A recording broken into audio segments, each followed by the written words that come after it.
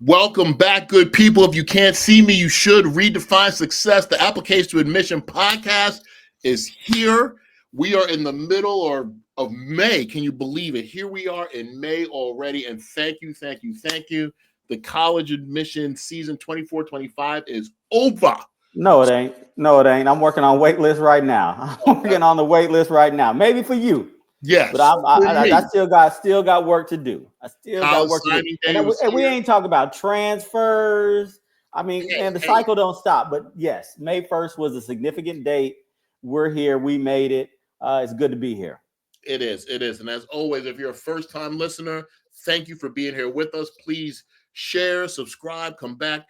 Timothy L. Fields is my partner. He is a senior associate dean of admission at Emory University. He's also a proud Morehouse man. I know he'll be in those Atlanta streets this spring, hanging out and celebrating his alma mater. I am Shareem Herndon Brown, proud graduate of Wesleyan University, and I will not be in those Middletown streets this spring. But all that said, we are the Application to Admission podcast, and we are happy. We are happy not just to give you our guest. I'll tease that out a little bit first and let you know that we're going to talk about what juniors and sophomores need to be doing right now as they think about the next cycle. But more importantly, we really want you to know that we are here to share information, share resources.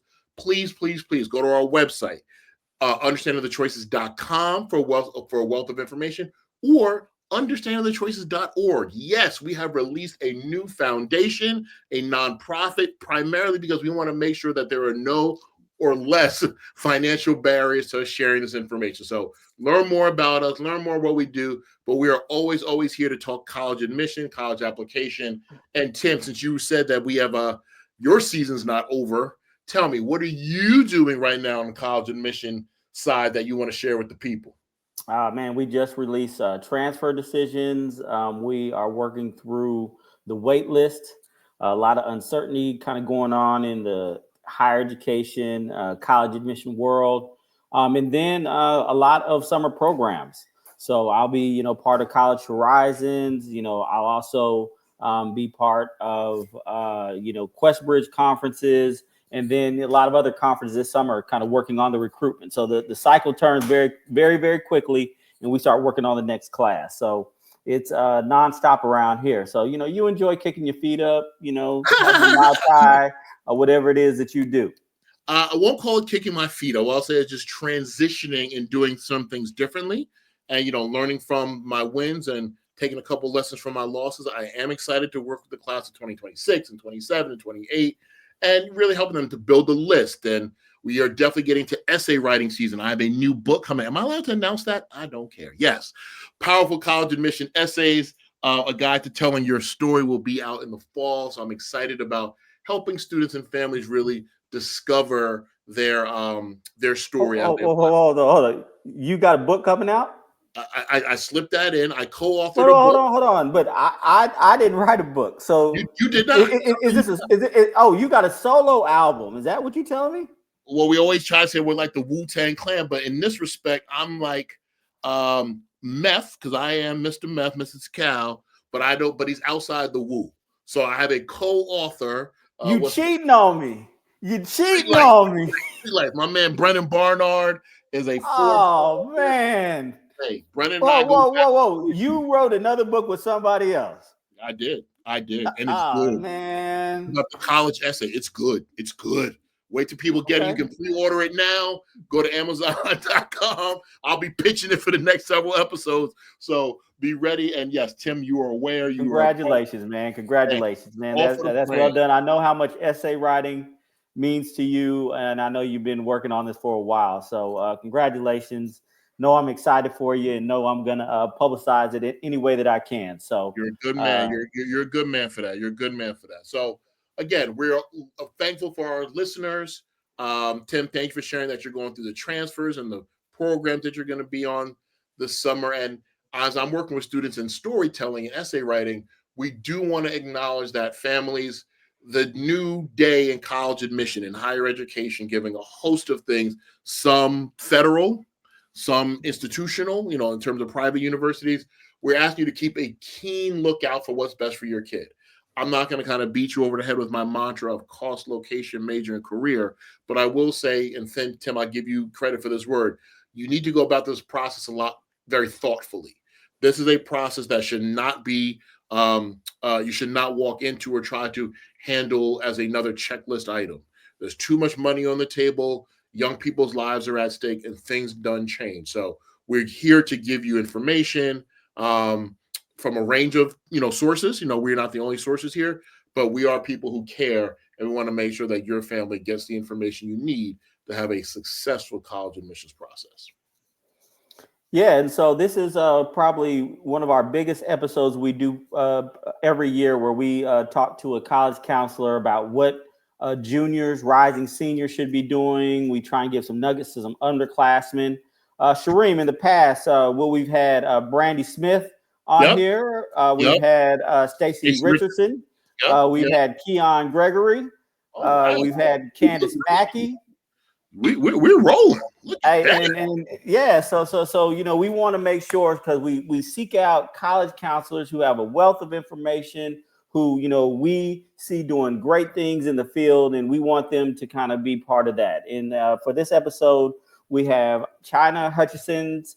She works at Ransom Everglades in South Florida, but she's worked on both sides of the desk. So she worked at WashU. She went to Colorado College, and she has a wealth of information that she's going to share. So we are very, very excited to bring her in. So welcome to the Application to Admission podcast. We are so happy that you are here. Thank you. I appreciate the welcome. Just two little things real quick. I'm a proud Colorado State University graduate. Oh, I'm sorry. I apologize. Is the little one with the block system. Colorado State's the team that got smacked by Dion in them last year. Oh. But you know what? We talk about that, and what I say is, I went to Colorado State, but you paid my bills for some time. Okay, so I did work for the University of Colorado as well, on both of their campuses. But yeah, Colorado is home. Denver is home, and my last name is Hutchins. Hutchins. Oh man. Hey, get me together. Get me together. Chyna Hutchins. Chyna Hutchins. All right. Chyna, thank you so much for your time. You obviously work at one of the, for better or for worse, one of the most prestigious schools in the state of Florida, definitely in and around Miami. So we know that you're privy to a lot of great information that you can share. There's a book, I'm not calling myself this for anyone listening, but there's a book that was written in the 70s called The Spook That Sat by the Door. And I've always seen myself as someone who sat by very private schools, the private schools that I was working at, independent schools in New York, Philadelphia, respectively, having worked at Georgetown, and then taking that information that I learned from these very reputable, prestigious institutions and sharing it with the people. So again, if you take the title out that book, as you would with ours as well, it's a very powerful book about receiving information from higher sources and then sharing it with oftentimes the people who need to know it more. So Sam Greenlee is the author. Don't shoot the messenger. So let's get into this. Right now, I can imagine you've had over the semester a lot of conversations with junior families. What are some of the top things that you're sharing with families that they should be thinking about as they're finishing their junior year and preparing for their senior year and entering into the college application part of this cycle? Absolutely. So, junior year is a time that families should really be with foot on the pedal. We talk to students early on in their junior year about, your grades matter. This is a critical year for you, right? So what are your sustained activities? What is a sacrifice, right? Or other things that you are unwilling to compromise, right? Take inventory of what's happening in this very critical year. As we start to get into the counseling aspect of things, students are absolutely beginning to explore and discover and research colleges and universities that are a fit, right? We go through a fit kind of assessment with them to talk about characteristics. Where, right? Location, does that matter? Do you need to be close to family? What's the cost associated? with these schools? Of course. Do they offer your program of interest? So all of those things are going to help us to navigate a developing college list. That's first and foremost. We want you to go see the schools if you can. If you're unable to, let's figure out how we can engage with them still. There are virtual information sessions. There are opportunities many times for schools to come down and have regional sessions. So get out there, see some things, really affirm that what you think you want, right? You have more tendency to know about. We're also, of course, working with them to position their personal statements. We start working on some resume development as well. So that comes from sustained activities, things that they've been trying. And then, of course, thinking about what summer plans are going to be, right? So what are you doing over the summer is one of those questions that we're encouraging them to be thoughtful or mindful about. How are you spending it, whether it's local, right? Doing something like getting a job, or are you looking at, going elsewhere and capitalizing on those opportunities, perhaps through pre-college programs or, doing something for fun? Are you a camp counselor, right? There are a lot of really viable and interesting things that you can do with your summer that are going to help build that resume and help build ultimately the college application that you're putting forward for candidacy. And finally, testing. So that's another huge part of what we help prepare students for. No, thank you for saying all that, Chyna, because again, you're reiterating a lot of things that I share with my personal clients, or we share through, understand the choices. Tim and I intentionally. You don't want to say your company name? You say it any other time. Not today. Don't worry about it. Okay. I You see it in my bio. Again, I'm subtle. Subtle. Got it. All strategic advice. I mean, ensuring. But reiterating it is important because, again, I tell families all the time this, and it's imperative that they understand how critical junior year is, that you kind of prepare yourself. Again, Tim says it best. If you come to me in senior year, you late. There's nothing I can do for you. You come, we got to talk about curriculum in your freshman year, in terms of the trajectory and sequencing. We have to talk about activities and possible leadership, ideally in sophomore year, and identifying personality assessments and what major could be best. And then junior year, given testing and grades and a host of visits and all the other things, it can be a lot. So to know that you are actively engaged and reiterating, like I said, what I try to share with people. Tim and I named this application to admission because I understand the application side so well. So thank you for dropping gems. And just so you know, for those of you who are listening, you can't see this, but for those of you who are watching, Chyna has this great flag behind her. It's black and red. Yeah, I saw that and I was gonna be like, I hope you don't see that. Yeah. I don't know if you can see the Emory flag is up there too. It's not. It's tiny. It's tiny in comparison, but y'all are only getting one portion of the shot. I'll fix that. I'll fix that. We're gonna get an Emory mural over there. Go Wesleyan. Go west. Go west. Go west. I got a Wash U mural on the other side of the wall. So let me ask you this, a little bit off topic, but again, here we are. Yeah. As your juniors, when do you guys start your junior essay writing process? And who do you delegate that to? Is that an English class, an English teacher role? And if so, how does that work? Or is that a thing that you work on with your individual college, your caseload? Yep. So we are well resourced, is what I will say here, and we do have an essay specialist who supports our office, but that is also an English teacher here. So she's doing double duty, but we're able to really, ensure that the students have a good understanding of the nature, right? What is a personal statement supposed to do? It's the core, is how I talk about it with my students. So although we have some support here for families, not all students, right, are gonna jive with the only one way of working. And so we as college counselors still want to help students brainstorm ideas, talk with them and listen to them about, what's important to unearth in their application and early on as well. So, I mean, just initially you talked about it, covered a lot of things, and I just want to kind of dig deep into a couple of them. You mentioned the summer.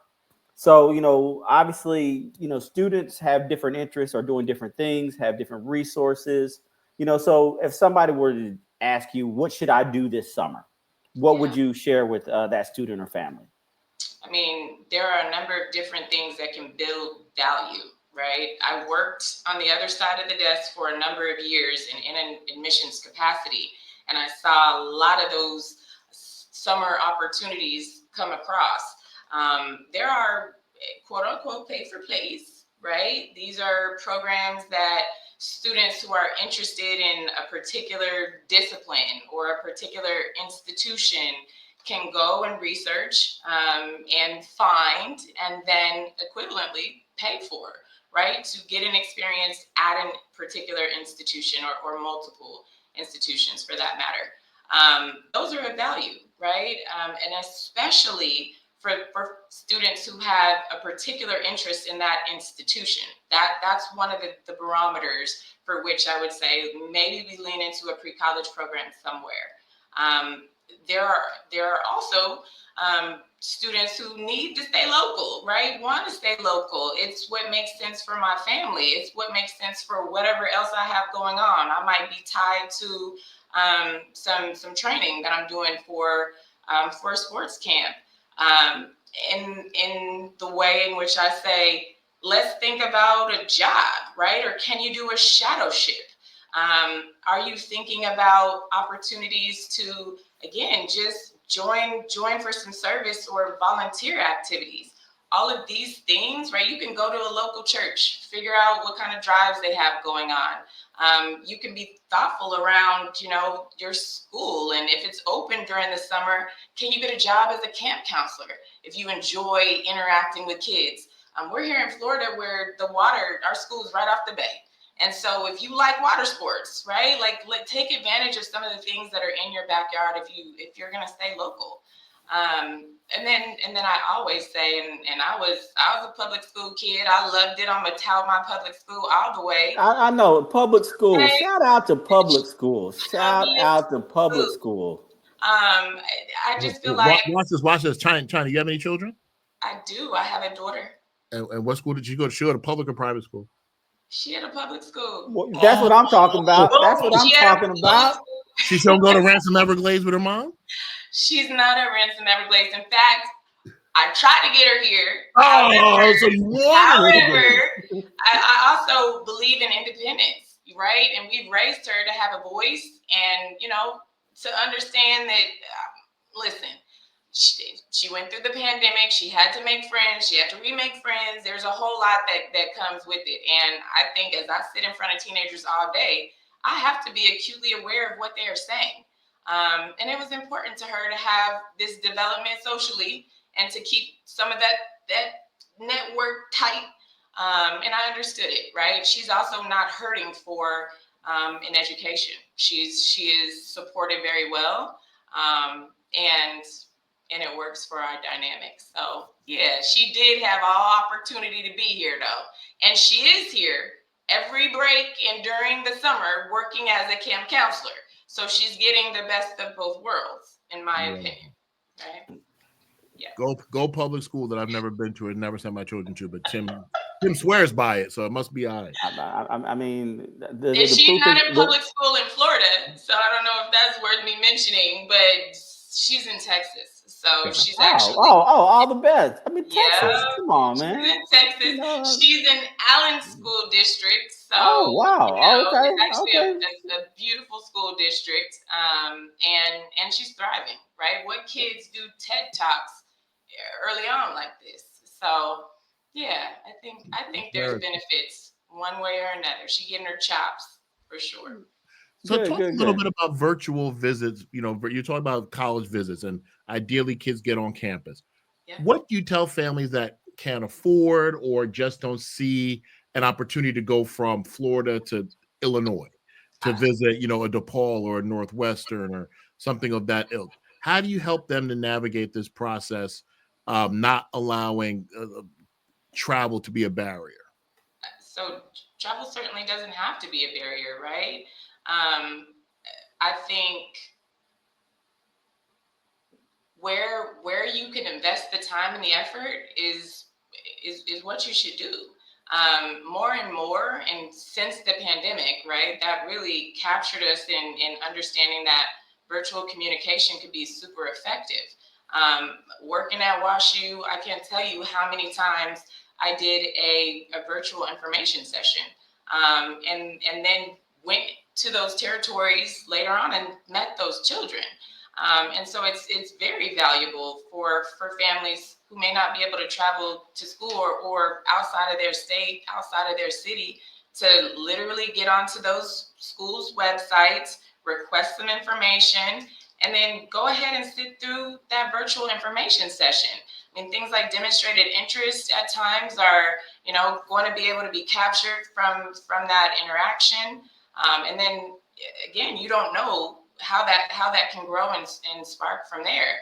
And particularly, I mean, you want to take an inventory of who's on that session. It could be faculty, right? It could be folks from admissions. It could be students. So you actually have a whole lot that you can capitalize on sitting in those information sessions, and then being able to have some adjacent, right, written understanding. You can use those pieces to then put into your YX school supplement, and reaffirm by going to the website and actually digging deeper. It might have given you a springboard or a launching pad to then reach out to a faculty member and say, hey, I heard this on the information session. I'm curious about your research opportunities for incoming freshmen, right? Or talk to me a little bit about what your research includes. So I think it really gives us some nice pieces of low-hanging fruit that we should be taking advantage of, regardless of what your resources allow you to do. So speaking of resources, and obviously your high school, has a lot of them. Obviously there, students who come from different backgrounds. Yeah. But I think one of the things that resources drive is testing. So can you kind of share, what are your current thoughts on testing? How you're advising students as they begin to think about testing, knowing you have those high flyers who have the 1600s and the 36s, but also you have some students that may decide that they don't want to take the test. So, kind of what guidance would you give families? And, what's a good test score? Yeah, that's a little bit loaded of a question. What's a good test score? So I'll get back to how to address that one shortly. But I always start out chatting with my families, regardless of how prepared, right, with other indicators perhaps that I can see in a transcript a student may be, or with the PSAT that they may be for testing. The first thing I want them to understand is that the landscape has been, when I say the landscape, the higher education landscape has been volatile for the last few years, right? Like there's ebbs and flows. Sometimes testing was a wild card, and it's no longer that so much. I mean, we are now starting to stabilize and even out there. And testing. Hey, Chyna, you know what? When we first wrote the book, Shireen didn't want me to mention testing. He said, if you mention testing, they're going to tear us up. No. This is 2020. He said, testing's gone. He says, they're going to come at us. If you mention testing, I'm like, testing ain't going nowhere. And so here we are. I didn't say that. It makes good for good banter, but I didn't say that. Please continue. So, I mean, in essence, it's stabling out again, but I think it's important that people test. That's the first thing. So I have a lot of trepidation that sometimes comes from my families because, while, yeah, Ransom Everglades School is pretty well resourced with families, we certainly have families that are here that, are at a different part of that scope, right? And those students and families deserve the exact same attention and support. So I sit down and I have a real candid conversation about how testing may influence, their candidacy, right? How their application is able to present itself when kind of looking at one's academic profile. And so we don't need to just completely take ourselves out of the running by not testing. So test first. That's the first thing. Just take it. Maybe if there are diagnostic opportunities, take both of them, right? Take the ACT, take the SAT, and then let's assess what test might be best for you. And then as we continue the conversation around advising, I make sure that I help them to understand what's the super score, right? Like, let's define that term first. Let's understand that you can cobble together more or less scores from different sections on tests that you've taken maybe multiple times to earn a higher score that might be helpful. In the state of Florida, you need testing in order to, get into any of the public state schools. Sometimes testing is also going to be helpful with merit-based scholarships. So let's not take ourselves out of the equation by not testing. That's the first thing, defining and helping them to understand how important it is.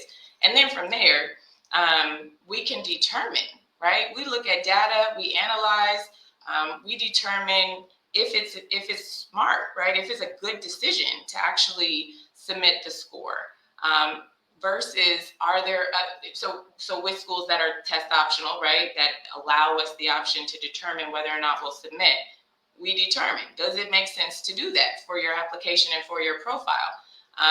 It's a no-brainer for those who've scored very high. And then to get back to your question, what's a good test score? It really depends on the institution, right? I always encourage students and families, and I share this with them, let's look at the middle 50%. You have to understand what was going on as well back in the day with the middle 50% too, because it's elevated right now, right? It might look a whole lot higher than what is actually the case, right? Students were submitting those very, very high test scores, and that as a result has inflated what that middle 50% looks like. So of course, I mean, to do my due diligence as a counselor, it's important that I still stay in communication with schools, with colleges. So we're going out, we had a conversation with University of Miami recently. And they're like, yo, your 1,400 students who have taken an SAT aren't submitting, right? And why not? Are they getting counseled to submit? That's a good test score. What? Like the kids are like, right? 1,400 is a good test score? I mean, 1,400 is a good test score, baby, right? I mean, it depends on the institution. And sometimes it's an additional data point that they want to see. And so it can help. But if it's going to harm, we want to make sure that we have the correct advice and that we've asked, but that we haven't limited ourselves ultimately. Yeah, and I like to, recently in my information sessions, I've been kind of having my little soapbox about testing because I think, context is important. And there are times when students have a quote unquote good test score and they don't submit it. And so this gentleman told me the other day, he says, yeah, I was visiting this school and they said, if I don't have a 34 or better, don't submit the test score. And I said, that is wild. Like 34 is like top 1% of test takers on the ACT. So the idea that if you don't have a 34, not submit at all. Now, the middle 50 percentile, the context of the school, but I think these are conversations that are important to have. So I definitely appreciate that thoughtful approach that you're talking about. Good. Yeah. It sometimes can be a wild card. And I think more than anything, you just need to slow down and have the conversations. I had a student that was admitted to an HBCU, right? We look at the middle 50%. It's not the same at some of the higher selective institutions. So sometimes it makes sense to send a test score one place where it doesn't make sense to send it somewhere else. So we really do just need to be concerted in our due diligence and our efforts to understand. Tell us a little bit about WashU. A lot of our listeners may be familiar with WashU just because of its selectivity. Yeah. Obviously, being, an Emory-esque, Johns Hopkins-esque, little Ivy, not that we care about rankings, but tell us a little bit about your experience at WashU, reading for a selective school, and then tell us your most famous Black graduate. Yeah. Okay. I loved my time at WashU. That's the first thing that I'll say. WashU has imprinted on my heart. The school was good. I love the city of St. Louis, right? For all of its whatever. It was sure a nice little navigatable city, and a black city. Okay, I had no problems finding good food. I didn't have any problems finding hospitality. A lot of things in St. Louis are actually free as well. So, for instance, the museum, the zoo, right, parks, and that is on purpose so that we can take advantage of the things around us to bring culture, and to be able to share them, whether you are visiting or whether you are a resident of the city. So that was huge. Plus, Forest Park is there, and it's gorgeous.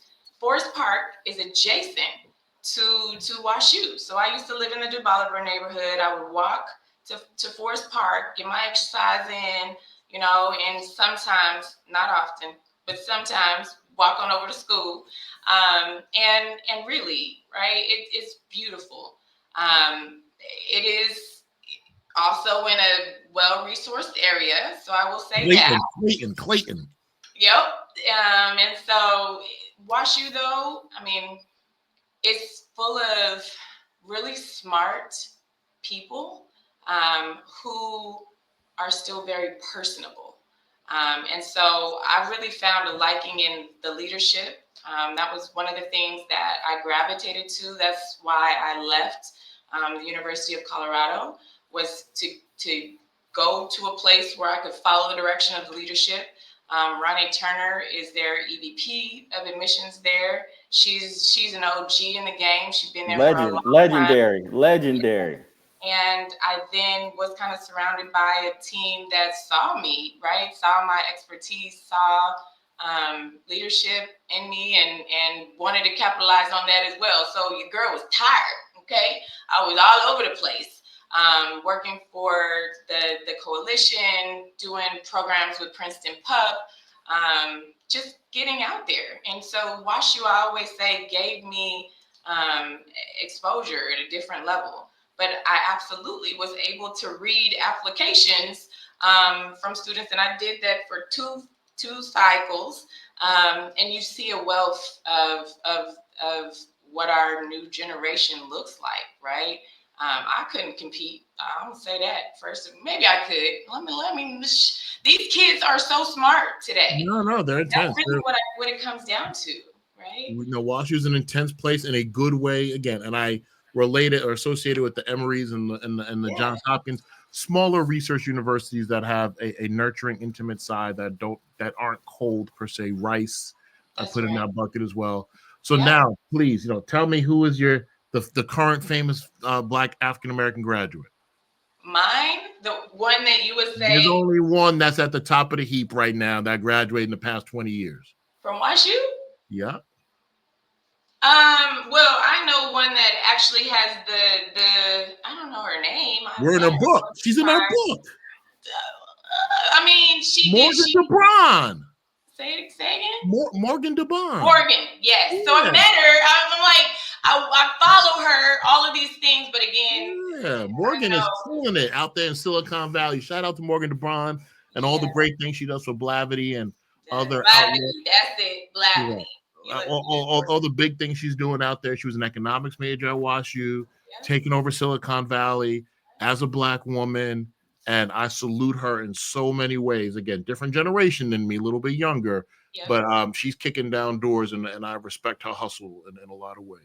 Yeah, she's been very busy, but still made time to come back to campus as well. So I want to say, at the time that I was there, she had one visit, and I remember the room just being overflowing, right, with people listening to what she had to say. But she be on it too. Blavity be having like the memes real fast. They certainly stay with what's popping in the culture. Yes, he is. Yes, he is. Yeah. Good stuff. Good. Yes. So we're mentioning all these selective schools. So sure, there's a WashU's, there's a Emory's, there's a Johns Hopkins, all those type of schools. Part of the work you do, and we really want to kind of get across the families that there are a lot of different college universities. So can you talk some schools that possibly families maybe have overlooked, or maybe aren't those names that maybe they know about as readily, that families should think about as they begin thinking about this process? Yes. I mean, as I mentioned, I'm a public school student myself, and I feel like they don't always get the best rap. But at this point, many of the big public flagships are super selective now, right? I think I talked a little bit about being from Colorado and having CU pay my bills. But CU is a wonderful opportunity for students interested in engineering, right? I mean, they're a research institution as well. They're in the middle of the country. And I think sometimes that's a detraction for folks. They see the Pop and Dion, stuff that's going on now, but I want folks to like look beyond some of those surface items at times for what's truly the fit. Um, in the same backyard is School of Mines and the University of Denver. Condoleezza Rice is a graduate from U DU. Denver. Yep. Yeah. And School of Mines, again, it's set in a beautiful location, and it's a STEM, it is a STEM school. So I really think students that are thinking engineering, right? Why look solely at CU? Maybe think about what other smaller places in the same area might be a better fit if you're looking for something that's a little bit more intimate, right? Or that's truly focused in a particular discipline. I've had the pleasure, since taking on this role as a college counselor, to be able to do some professional development myself in different areas of the country. And I've really enjoyed seeing many of the women's colleges. Bryn Mawr was a school that I saw recently. It's in Pennsylvania. And Swarthmore, right? They're part of a consortium. And I think, again, folks have this sexy idea around, I got to go to an Ivy and blah, blah, blah. And it's cool, right? It works for some, and you really need to understand what the nature of that environment is like, right? Do I want to be in an uber competitive, place? Or am I thinking about something else for other reasons? Do I really like the greenery in the landscape, and what other opportunities for getting into research maybe right away might be available to me? I want to be near a city, right? But how close do you need to be to the city? You want to take a train ride, and let's figure out how doable that is. So I walked around Bryn Mawr's campus and saw a bunch of traditions, right, that are so cool.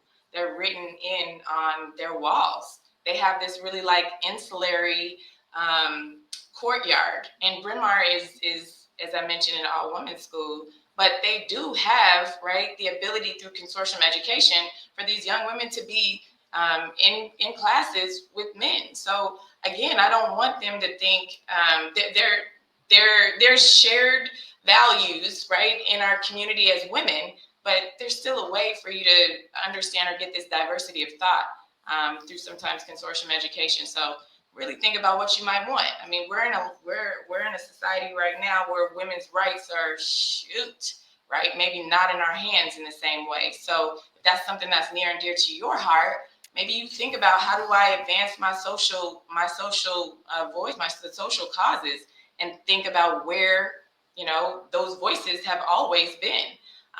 So those are two places I would say. Swarthmore is well resourced. They're a small liberal arts college, close to the city. Blackety black professors that I've met there, and folks in admissions. And again, you'll get a fine education from there, and really be proud of perhaps being a big fish in a smaller pond, right?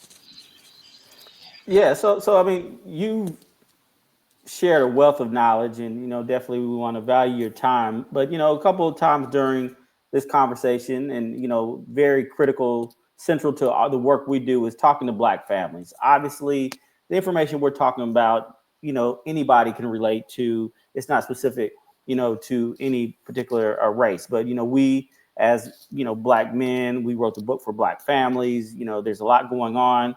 So if you were to, and you're living it, as a parent, your daughter's about to kind of begin this process. If, she hasn't, already kind of started.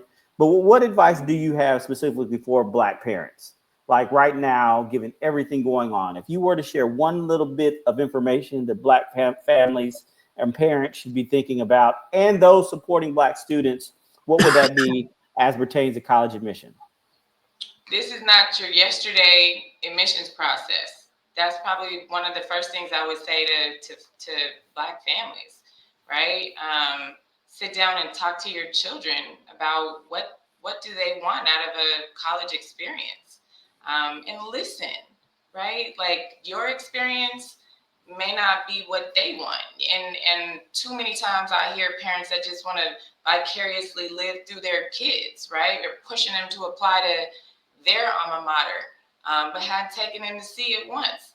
Hadn't done a whole lot around, building up or at least investigating what might be best for their children, or their child. So, I mean, as a mom, I certainly have implored, and I'm not a helicopter mom. That's the other thing. I think it's important, for us as parents to kind of know your role, right? To understand that, at times we are going to have to grab the wheel. But I actually have this analogy with my families, that I ask right away, right up front. And I direct it to the student first. I ask them, we ride in this car. We're going to get to set destination school at the end.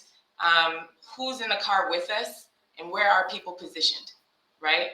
What I'm listening for and really hoping for is that the kid is autonomous, right? In some way, that they can see themselves in the driver's seat, and that, yes, said parents, family members, close, folks are in the car with them, where, right? Sometimes that a sibling might be in a back seat overlooking, because that's important. And then who's outside of the car? Where are the periphery people at, right? Sometimes the student will include me. Sometimes, an outside resource might be a part of that conversation as well. But you're really able to get a good sense of who's driving this process. And I think that's really important. They've got a visual illustration, of this process, but they also know that, like, I'll be here to help support you. And your voice is very important to me. I have a student-centered philosophy and have since day one. But I also know we ain't paying for this. You as the child ain't paying probably. So the parents are so very important to the conversation. And we have to include them, right? But I don't want to be a mediator like all the time, right? That's not always a necessity. So let's bring together the conversation so that we can be open and transparent, but at the same time also honest, with How do you each feel about independent consultants? Do you, when families say we're gonna have somebody from the outside help us? Boo. other. Oh wow, boo, Tim, boo. That was You a know, joke, man. It was a joke. Boo. It was a joke. I want to hear the young lady speak. How do you feel about independent consultants? We know how Tim feels. yeah. So I mean, I I'm in the middle somewhere is what I'll say. I don't love a very heavy-handed, IEC experience unless that person has also worked right in a bounds that they can understand the gravity of what we're dealing with on the school side. It's sometimes uncharted water, and I'll be very honest there, right, with regard to navigating something that they don't know nothing about, right? I heard something from this person, I think I can do that, and there's nothing really governing them. So there's that. But then you certainly have those who have chartered the ship, and are steadying the waters for families.